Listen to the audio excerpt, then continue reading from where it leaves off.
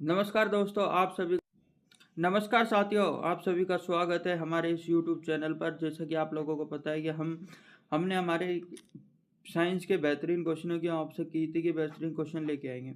बेहतरीन क्वेश्चन में आज का पहला क्वेश्चन है आपका,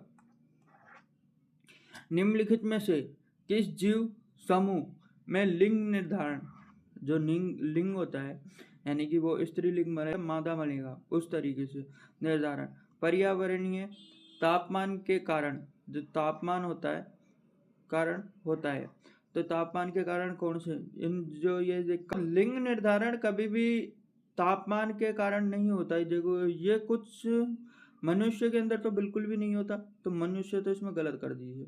मछली के अंदर भी ऐसा कुछ भी नहीं है, मछली भी पानी में और इनमें रहती है, तो तापमान के कारण ऐसा कुछ भी नहीं है, तो ये भी गलत हो गया। ये कुछ सभी पक्षियों में नहीं होता, ये होता है कुछ सरीसृपों में, सरीसृपों में। अगले क्वेश्चन की ओर चलते हैं। अगला क्वेश्चन क्या कह रहा है आज का, ये कुछ सरीसृपों में होता है, जैसे कि उत्तर है कुछ सरीसृपों में। कुछ सरीसृपों जैसे सरीसृप होते हैं जो रैंक के चलते हैं, जैसे कछुआ मगरमच्छ में आनुवांशिकी गुणसूत्रों के से लिंग तय नहीं होता। जो आनुवांशिकी रूप से गुणसूत्र होते हैं उनसे लिंग तय नहीं होता, बल्कि अंडे बाहरी तापमान यानी कि बाहरी टेम्परेचर के ऊपर डिपेंड होता है। ये तय होता है कि बच्चा नर होगा या मादा होगा।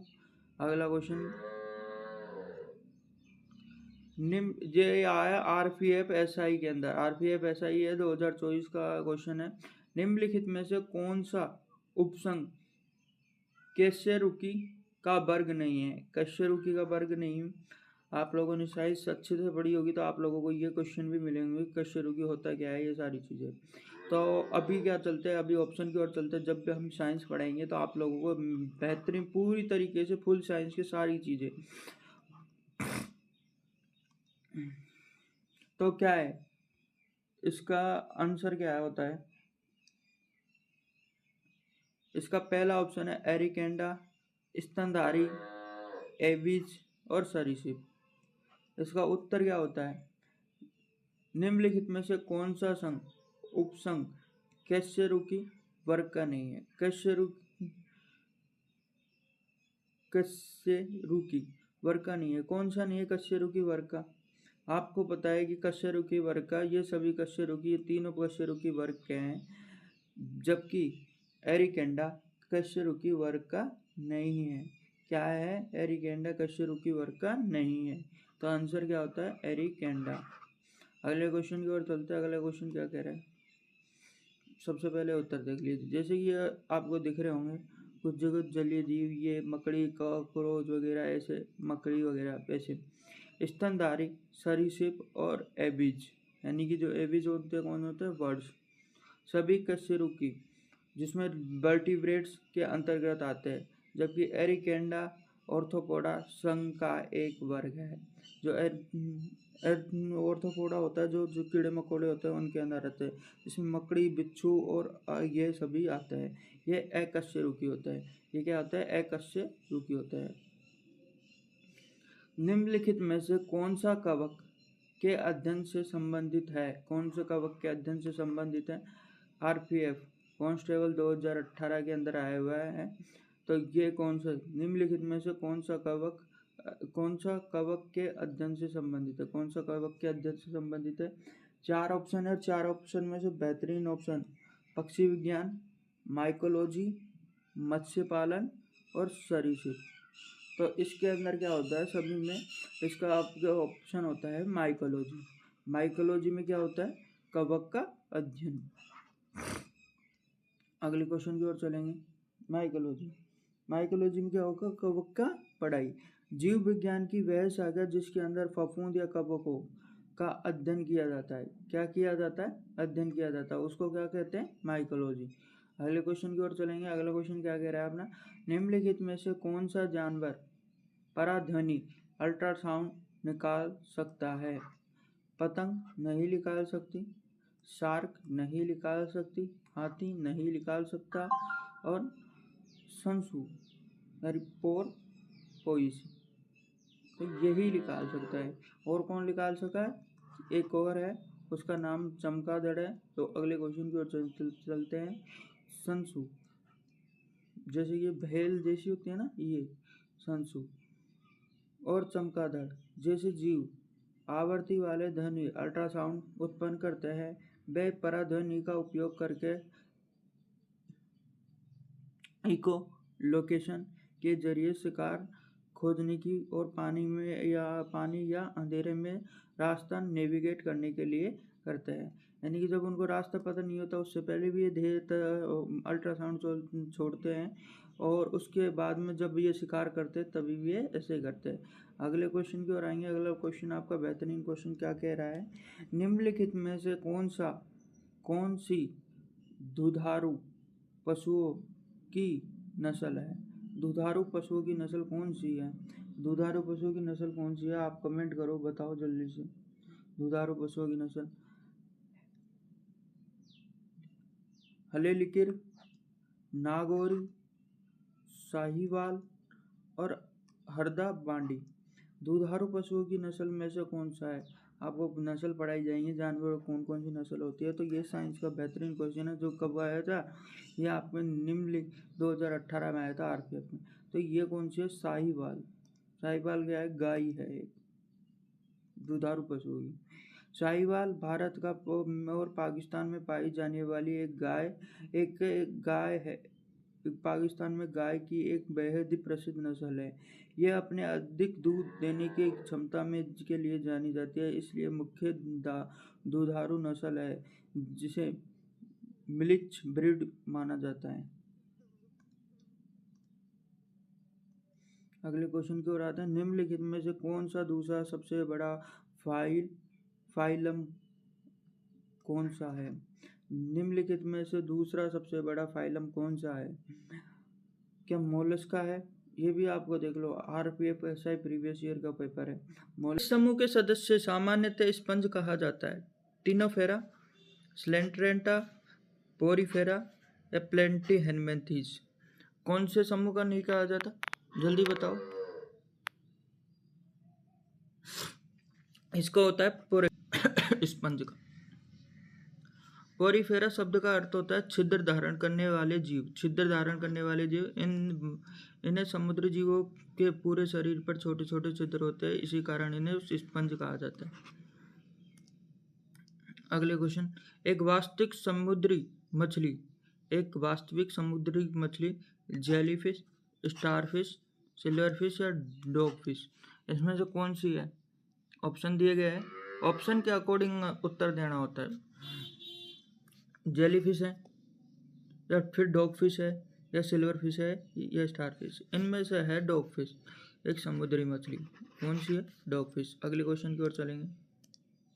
डॉगफिश शार्क की प्रजाति की एक वास्तविक मछली है जिसे ट्यूरफिश भी कहा जाता है, जो कि कोरोडेटा संघ में आती है। कोरोडेटा संघ में आती है। जेलीफिश, स्टारफिश और सिल्वरफिश केवल नाम की ही मछलियाँ, ये वैज्ञानिक दृष्टि से मछलियाँ नहीं है। वैज्ञानिक दृष्टि से क्या नहीं है? मछलियाँ नहीं है। अगले क्वेश्चन की ओर चलते हैं। अगला क्वेश्चन क्या कह रहा है?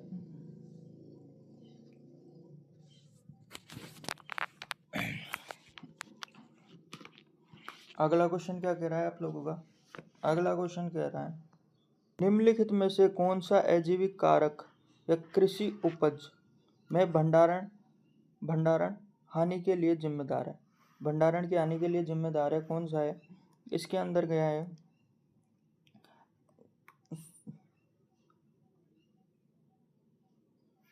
चार अवसर है, कृंतक, कीट, आर्द्रत और कवक।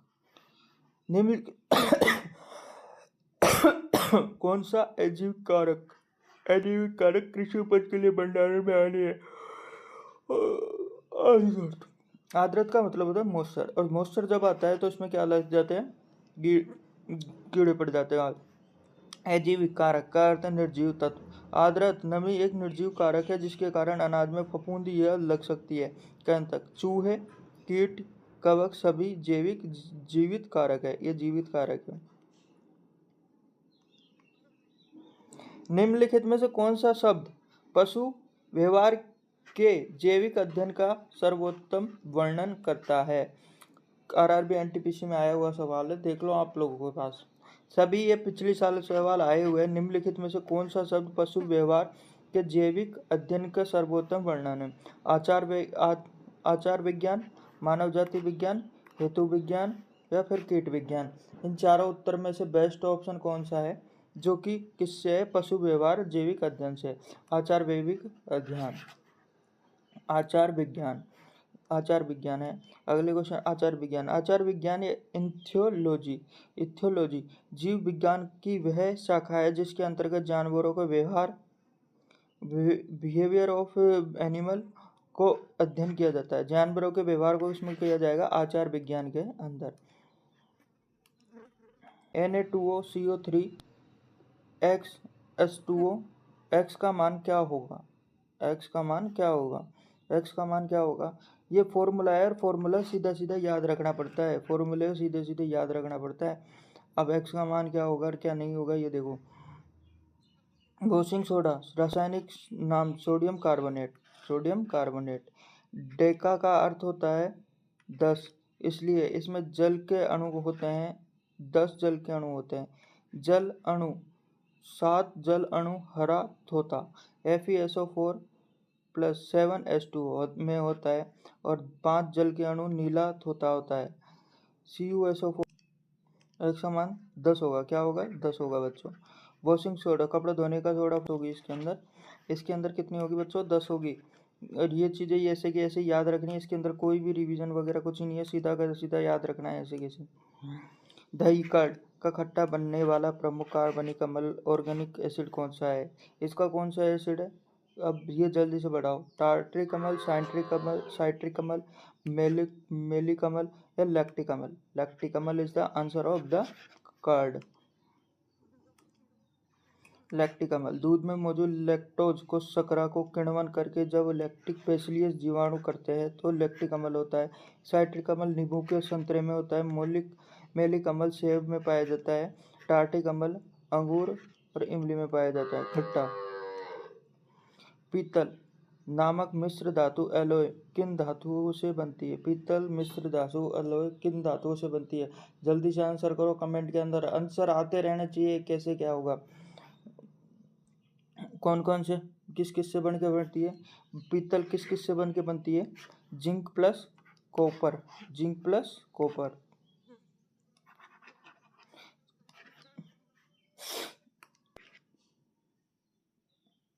ब्रोंज लोहा और कार्बन से स्टील।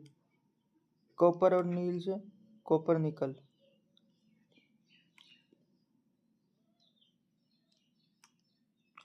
साधारण खिड़की की कांच बनाने के लिए मुख्य कच्चा माल क्या है? मुख्य कच्चा माल क्या है? अब मुख्य कच्चा माल क्या है ये आपको लोगों को उत्तर दे रहा है। Boron oxide, calcium carbonate, silica या सोडियम कार्बोनेट। इसका होता है सिलिका। क्या होता है? SiO2, silica. कच्चा माल सिलिका। कांच निर्माण के लिए सिलिका रेत मुख्य घटक है। सोडा लाइम ग्लास सबसे आम प्रकार की जिसमें सिलिका सोडा चूना पत्थर का उपयोग करता है। बोरन ऑक्साइड का उपयोग पाई रेकस या हीट किया जाता है, हीट रेस्टेड कांच बनाने के लिए किया जाता है। विटामिन सी का रासायनिक नाम क्या है? विटामिन सी का रासायनिक नाम बताइए जल्दी से। ऑप्शन आपके पास है, ऑप्शन में